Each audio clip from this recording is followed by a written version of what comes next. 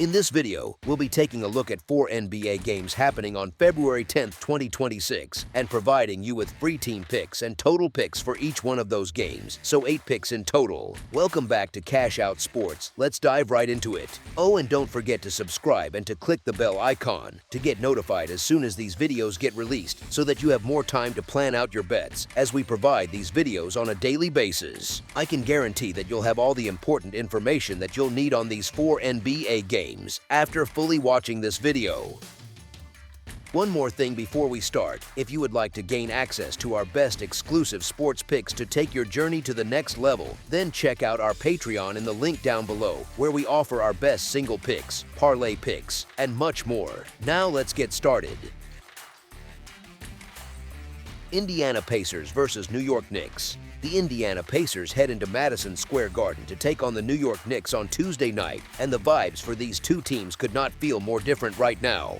The Pacers are coming off losses to the Bucks and the Raptors, with the Nets on deck, and they have dropped 8 of their last 11 games, which is a rough stretch for any locker room. The Knicks, on the other hand, just handled the Celtics, slipped up against the Pistons, and then move on to face the 76ers next. But the bigger picture matters more here, because they have won 9 of their last 10 games and are playing with real confidence. That kind of run usually shows up in the little things, from effort on defense to how quickly the ball moves on offense. Injuries still hang over this matchup for Indiana, which has to be frustrating. They are monitoring Ivica Zubac, Aaron Nesmith, Micah Potter, and TJ McConnell, with all of them listed as questionable, so the rotation could change late, again. Getting even a couple of those names back would help their depth and their stability, but when the report keeps filling up after it looked like things were finally clearing, it can be hard to find a steady rhythm. The Knicks have more clarity, but not a clean slate either. Mitchell Robinson and Miles McBride have already been ruled out, while OG Anunoby is sitting in that tricky questionable range. Even so, New York just smashed Boston in their own building, which says a lot about how locked in this group is right now, even while short-handed. These teams last saw each other on December 18th, when the Knicks squeaked out a 114-113 win. Since then, New York has basically turned into one of the hottest teams in the league over the last 3 weeks or so, and that kind of sustained form matters more than a single one-point game from earlier in the season. There is also the emotional layer that hangs over this one. This is the first home game for the Knicks against the Pacers since that playoff series, so there is a revenge angle that the New York crowd will not forget. On top of that, the Knicks are 9-1 straight up and against the spread in their last 10 games, which is exactly the kind of trend bettors and coaches both quietly respect. They are also 11-2 against the spread in their last 13 games as a double-digit favorite, which suggests that when they are expected to take care of business, they usually do just that. It might look like a tricky spot because spreads that big can feel uncomfortable, but the recent history says New York has handled those expectations very well. As our first pick for this matchup, the New York Knicks to win and cover the spread as favorites is our full game side pick. The Pacers are averaging 110.6 points per game on 44.7% shooting from the field, but they are also giving up 118.5 points per game on 48.4% shooting, which is a big gap. That combination, scoring enough but allowing even more with high opponent efficiency, often creates games that feel open and a little loose. Indiana is hitting 34.5% of its threes and 76.8% from the free throw line. Defensively, they are letting opponents shoot 34.5% from deep, and they are pulling down 42.7 rebounds per game. Those numbers hint at a team that does not completely shut down the perimeter, and when you pair that with average rebounding, there are plenty of extra looks for both sides. The Knicks bring a stronger offensive baseline into this one, scoring 117.4 points per game on 47% shooting. They are allowing 111.8 points on 45.9% shooting, which is not lockdown defense, but it is solid enough that they can still play at a good tempo and lean on their scoring. From beyond the arc, New York is hitting 37.8%, and they are shooting 79% at the free throw line. They are allowing 35.8% from 3 and grabbing 46.2 rebounds per game, so they tend to control the glass better than Indiana. When you put those profiles together, you get a picture of a game where both sides should find scoring chances. Indiana gives up plenty of efficient looks, and New York is well equipped to convert them with better shooting numbers from deep and at the line. At the same time, the Pacers still put points on the board, even if they leak on defense, and that kind of style usually invites a faster, more offense-driven flow. It might sound like the defenses could suddenly clamp down, but with both teams allowing over 111 points per game and their opponent shooting percentages sitting in the mid-40s, the numbers lean more toward a game that stays offense-friendly. The rebounding edge for the Knicks also matters for the total because more boards on their end usually means more chances to start possessions quickly and stretch the scoreboard. Combine that with both teams sitting in the mid-30s for opponent three-point percentage, and you have a setup where perimeter scoring can keep adding up throughout the night. Altogether, the statistical profile suggests a matchup where the combined points are more likely to land above the projected number than below it. As our second pick for this matchup, over the projected total is our full game total pick. Los Angeles Clippers versus Houston Rockets. The Los Angeles Clippers head into the Toyota Center on Tuesday night to face the Houston Rockets in what feels like a pretty interesting spot for both teams. The Clippers just picked up wins over the Kings and the Timberwolves, with the Nuggets waiting for them next, and they have now won 19 of their last 25 games, which is a serious run of form. Houston is not exactly slumping either. The Rockets fell to the Hornets, bounced back with a strong win over the Thunder, and now turn right around to see the Clippers again, with 10 wins in their last 15 games giving them plenty of confidence too. In terms of health, the Clippers are still without Bradley Beal and Darius Garland, which keeps their backcourt a bit thinner than it could be. On the Rockets side, Fred VanVleet and Steven Adams have been ruled out again, so Houston is also dealing with key absences in the guard rotation and the front court. Even with those issues, the Clippers come in riding a lot of winning momentum, so it is naturally a little surprising to see them tagged as heavy underdogs in this matchup. The Rockets have earned respect at home, and they will get credit from oddsmakers because they have been building something solid and they just knocked off the Thunder. Still, the idea that the Clippers are catching a big number feels generous given how well they have been playing over the last 2 months. They already smoked the Rockets back in late December, and the Clippers have covered both games against Houston this season, which adds another layer of comfort if you are backing them with points. There is also the boost from new faces and returning depth. The expected debut of Benedict Mathurin and the return of Isaiah Jackson give the Clippers more firepower and flexibility, which never hurts when you are already in good form. On the flip side, this spot has a small trap feel for the Rockets, coming off that emotional road upset over Oklahoma City, which can sometimes lead to a bit of a letdown in the next game. Putting all of that together, the Clippers look like they are being given more cushion than their recent performance really warrants. As our first pick for this matchup, the Los Angeles Clippers to cover the spread as underdogs is our full game side pick. The Clippers are putting up 112.4 points per game on 47.9% shooting while allowing 112.7 points on 46.6% shooting, which keeps most of their games relatively tight in terms of margin. From deep, Los Angeles is hitting 36.7% of its three-pointers and shooting an impressive 83.5% at the free throw line. They are giving up 36.6% shooting from beyond the arc and grabbing 40.7 rebounds per game. So while they can score efficiently, they also allow some space on the perimeter and do not dominate the glass. Houston brings a slightly higher offensive output, averaging 115.2 points per game on 47.2% shooting, while holding opponents to 110 points on 45.9% shooting. The Rockets are hitting 36.8% from three, which is almost identical to the Clippers, but they are shooting 75.3% from the free throw line, which is a noticeable dip compared to Los Angeles. They are allowing 35% shooting from deep and hauling in 48.8 rebounds per game, which shows just how strong they are on the boards. That rebounding edge can slow games down more than people realize. Extra rebounds, especially on defense, can limit second chance points and turn possessions into more half-court sets rather than constant runouts. Combine that with the Rockets holding teams to 110 points per game and decent field goal defense, and the shape of the contest leans toward a game where both sides have to work for their scoring. The Clippers, with their solid free throw shooting and balanced offensive numbers, are efficient but not wildly explosive on a nightly basis.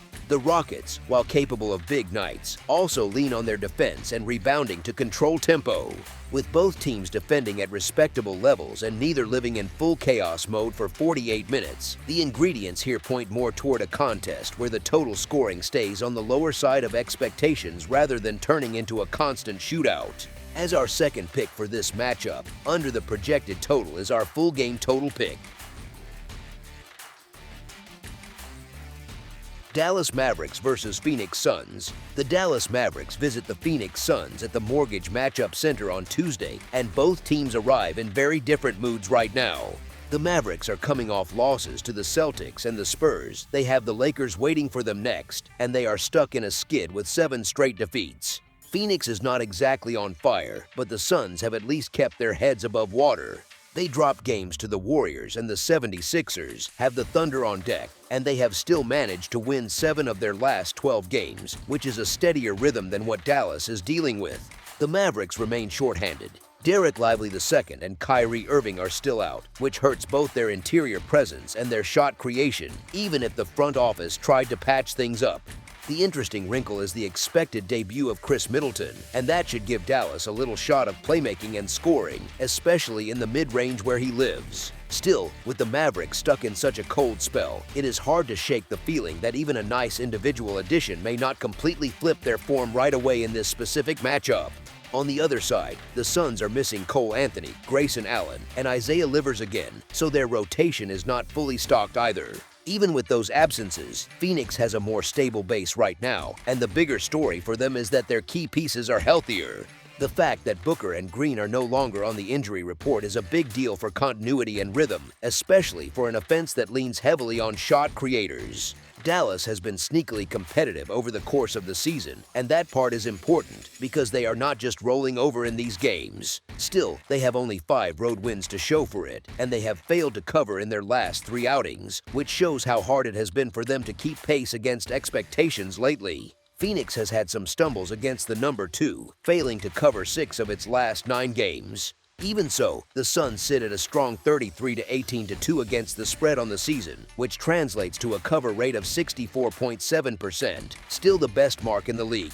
That type of long-term performance usually carries more weight than a small recent wobble. With Phoenix as healthy as it has been in a while and their stars available, it fits the pattern of a team that has rewarded faith across the schedule. If you have been riding the Suns this season, there is not much here that screams you should suddenly change course, especially against a severely shorthanded group that is searching for answers. As our first pick for this matchup, Phoenix Suns to win and cover the spread as favorites is our full game side pick. The Mavericks are averaging 114.2 points per game on 46% shooting from the field, which shows they are still capable of putting together efficient offensive stretches even amid their losing streak. They are allowing 117.2 points on 46.5% shooting, so their defense has been leaky enough to keep scores elevated. From the perimeter, Dallas is hitting 34.5% of its three-point attempts, which is serviceable but not lights out, and they are shooting 74.7% from the free throw line. They are allowing opponents to shoot 33.9% from deep and grabbing 45.1 rebounds per game, which suggests they are not getting completely burned on the arc but are involved in plenty of possessions and second-chance opportunities. Phoenix brings a slightly different statistical shape but still lives in a scoring-friendly range. The Suns are averaging 113.6 points per game on 46% shooting, so their offense is right there in a similar band to Dallas in terms of raw output. Defensively, they are allowing 111.4 points on 46.8% shooting, which is respectable but not smothering, especially when opponents get rolling. From beyond the arc, the Suns are shooting 36.5%, a bit better than Dallas, and they are knocking down 79.7% of their free throws. That jump at the line matters over 4 quarters because it turns fouls into more reliable points. They are allowing 34.7% shooting from deep and pulling in 42.9 rebounds per game, so there is room for perimeter success on both sides, with just enough rebounding to keep possessions flowing. When you put those profiles together, you get 2 offenses that sit in the low to mid-100 teens and 2 defenses that allow opponents to score comfortably in that same neighborhood. The Mavericks' weaker defense, combined with their willingness to trade baskets, naturally tilts games toward higher totals. The Suns' efficiency from three and at the free throw line gives them a solid platform to keep the scoreboard moving as well, especially if the pace picks up for stretches. Even with Dallas missing key pieces, the numbers show they still score, and their defensive lapses open the door for Phoenix to keep applying pressure. Phoenix, for its part, has enough offensive talent and shooting touch to take advantage of the Mavericks' issues, and the statistical trends suggest a contest where both teams can reach comfortable scoring ranges. All of that points toward a matchup where the combined points are more likely to land above the projected number rather than in a low-scoring grind. As our second pick for this matchup, over the projected total is our full game total pick.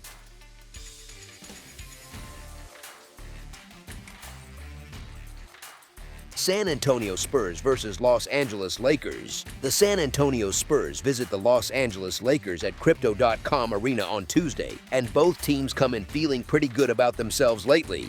The Spurs just took down the Mavs, and the Thunder have the Warriors on deck, and they have now won 9 of their last 12 games, which is a serious stretch of confidence for such a young group. The Lakers are not far behind in terms of recent form.